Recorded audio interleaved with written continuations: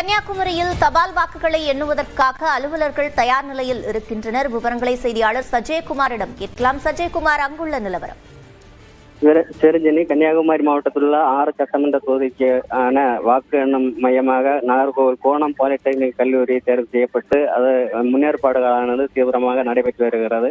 காலை 6 மணிக்கு முன்னேற்பாடுகள் தொடங்கி தற்போது முகவர்கள் உள்ளே அனுப்பக்கூடிய பணிகளானது நடைபெற்று வருகிறது. இந்த வாக்கு எண்ணும் பணிக்காக மொத்தமாக 123 வாக்கு எண்ணும் மேஜைகள் அமைக்கப்பட்டுள்ளது. அதில் கன்னியாகுமரி தொகுதிக்கு 26 சுற்றும், அதே போல நாகர்கோவில் தொகுதிக்கு 23 சுற்றுகளும், குளச்சலுக்கு 23 சுற்று, அதே போல பத்மநாபபுரம் தொகுதிக்கு 23 சுற்றும், விளவங்கோடு தொகுதிக்கு 22, அதே போல கிள்ளியூர் தொகுதி 22 சுற்றுகளாக வாக்கு எண்ணும் பணியானது நடைபெற உள்ளது.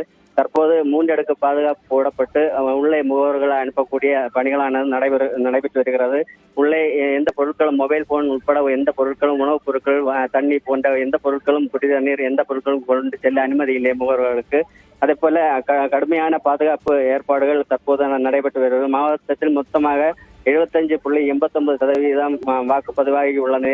இன்னும் சற்று நேரத்தில் 8 மணி அளவில் அந்த தபால் வாக்குகள் என்னும் பணிகளானது நடைபெற உள்ளது. அதற்கான முன்னேற்பாடுகள் தற்போது அதிகாரிகள் செய்து கொண்டிருக்கிறது.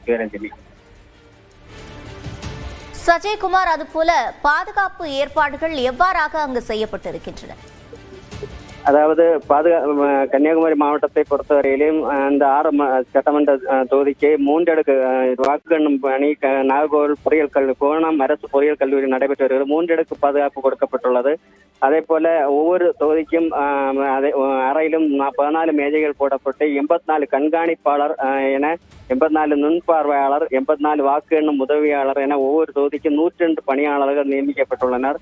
கன்னியாகுமரி தொகுதிக்கு அதே போல 26 சுற்று வாக்கு, அதே அதிகபட்சமாக கன்னியாகுமரி வாக்குப்பதிவு நடந்துள்ளதால் கன்னியாகுமரி தொகுதிக்கு 26 சுற்றுகளாக வாக்கு எண்ணும் பணி நடைபெற உள்ளது. தற்போது கண்காணிப்பு பணி, அதே முகவர்களை உள்ளே அனுப்பும் பணிகள் தீவிரமாக நடைபெற்று வருகிறது. இது தீவிரமாக கட்டுப்பாடுகள் விதிக்கப்பட்டிருக்கிறது. எந்த மொபைல் போனோ, உணவுப் பொருட்களோ, குடிதண்ணீர் போன்ற எந்த பொருட்களும் உள்ளே கொண்டு செல்ல அனுமதி இல்லை. இவ்வாறு 3 அடுக்கு பாதுகாப்பு கட்டுப்பாடில் தற்போது வாக்கு எண்ணும் பணிக்கான முன்னேற்பாடு பணிகள் தற்போது தீவிரமாக நடைபெற்று வருகிறது. விவரங்களை வழங்கியமைக்கு நன்றி சஜயகுமார்.